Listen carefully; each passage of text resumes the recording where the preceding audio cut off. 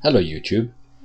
If anyone has ever stood on the cliffs of the southern tip of Africa, as I have done, she or he will have seen the meeting point of the Indian and Atlantic Oceans. If they were lucky as I have been, they would have seen two different colors of those two oceans as the powerful warm Agulhas current meets the cold Benguela current. One is flowing south, the other north. Looking at these two oceans, it really does look as though they meet and never mix. When I did my test dive down to 40 meters, I could sense the differences in temperature as I descended, where layers of water seemed to keep different temperatures as I went through them. Some layers were warmer lower down than the ones above, which seemed illogical at the time. It really seems to be that there are different areas of the sea that don't mix and maintain their properties, such as salinity and temperature. Many years later, Muslims pointed out to me that this was mentioned in their holy book, the Quran, around 1400 years ago, that there was actually a barrier between different types of water, and that scientists have recently found this to be true. They showed me pretty pictures and videos of people who all had impressive titles who told me that we, to put it in their words, have recently come to know all these things. I don't really know what the sentence "we have come to know" means, but I suppose this means that scientists have run some tests and experiments and have found out that their data indicates that different seas and types of water don't mix. Now, I am not an oceanographer, so if I don't know something, I go to the experts. To be able to ask the right questions, I checked what the Quran actually has to say on the topic. So, as all humans do in the year 2011, I do a little bit of research before opening my mouth. So I enter the term barrier into a search engine for the Quran. So it came up with 11 verses which all contain the word barrier.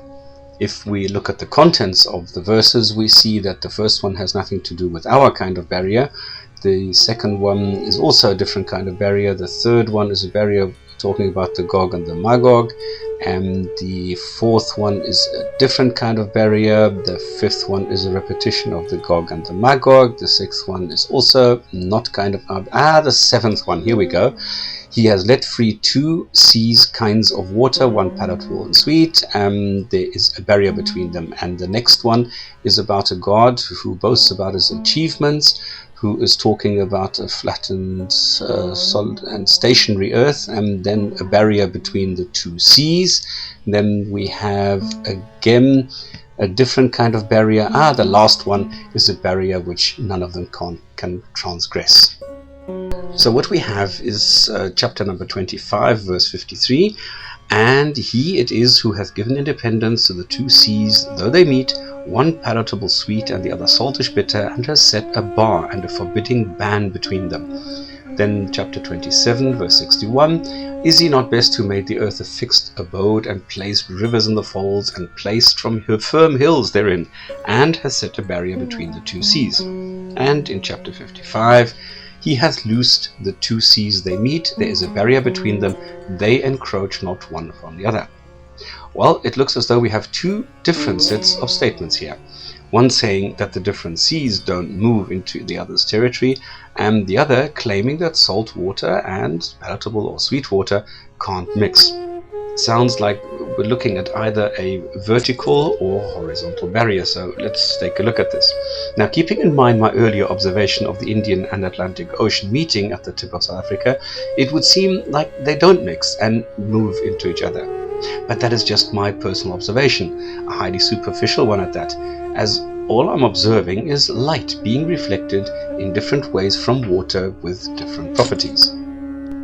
To get to the bottom of this, I now look for papers written by oceanographers who recently came to know that oceans don't mix.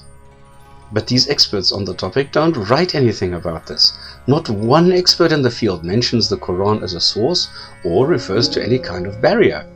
Strange. All write about currents and even show how the oceans on the southern tip of Africa happily mix and exchange temperature and salinity. It even has a name, the thermohaline circulation, or THC. All write about estuaries where rivers flow into the sea and where the sweet water slowly and gradually mixes with the salt water.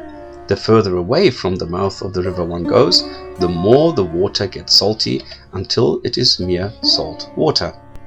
So what am I doing wrong? In my despair, I go to Islam science or Islamic science pages where I read that modern science has discovered that the places where the different seas meet, there is a barrier between them. And they always show the same two diagrams with the same text, always citing principles of oceanography by Mr. Davis. Or they refer to estuaries where they say that the salinity at the beginning and the end are different. Well, I don't think I need any scientific education for that, because I can simply stick my finger in the water and taste the difference. Some sites actually try to sound scientific because they say that in estuaries you have a Pycnocline zone with a marked density discontinuity separating the two layers, or that in oceans they quote principles of oceanography by Mr. Davis. I think I will have to take a closer look at these claims and pay them a visit.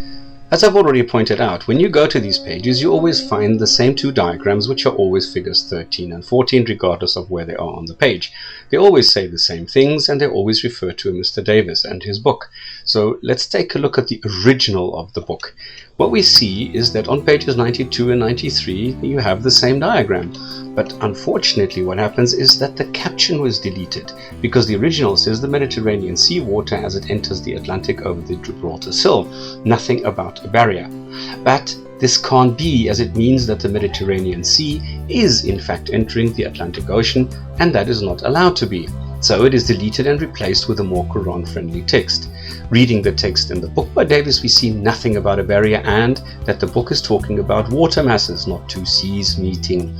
Muslim miracle seekers shoot themselves in the foot here, as the diagram clearly shows the Mediterranean transgressing its barrier by several hundred kilometers. Oops. But what about the other option, sweet water running into the sea? Here's a very quick experiment. Quick because I've speeded it up so you don't fall asleep. I take 3 glasses, add a fair amount of salt to one, fill it up with water. The other glass only contains clear water. Now I mix them in a 3rd glass. I didn't have food coloring, so we'll just have to go with the milky color of the salt water to see the difference. What actually happens? Do they stay separate? Nope. I wait 1 hour and then add a drop of oil to demonstrate what kind of reaction I would have expected instead of salt and sweet water mixing. Is this amount of salt water too little for Allah to watch over it, or are tests such as this exempted? Well, no, the Quran makes no exceptions and says there is a barrier, which means always and everywhere. Let me make a quick summary. No scientist has ever mentioned any barrier between sweet and salt water, or between any two seas. And I also suppose no miracle seeker has ever thought of the consequences of sweet water not being able to mix with salt water, as this would lead to huge problems with the water cycle and what evaporates and what is left behind. After a few thousand years, would we have only sweet water and huge residues of minerals and salt in the empty oceans? It seems that the Quran simply mentions the obvious. Between the Red Sea and the Mediterranean Sea, we have land. Estuaries have a gradual increase of salinity that does not affect the river itself, and that is it. But unfortunately, it gets a lot worse, as I mentioned earlier. Let's go back to the diagram of an estuary. To prove their point, miracle seekers show a diagram of an estuary which they modify and label with a slight enhancement. What they forgot to read up on is that this refers to a vertically homogeneous estuary, the opposite of what the Quran states, as the figure clearly demonstrates the mixing of salty and sweet water.